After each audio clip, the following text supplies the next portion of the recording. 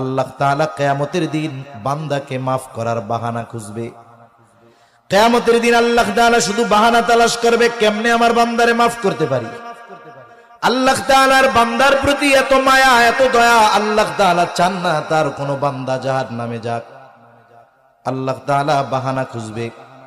হয়তো বাহানা এমনও হতে পারে, আল্লাহ তাআলা ডাক দিবেন, ইয়া ইব্রাহিম, হে ইব্রাহিম।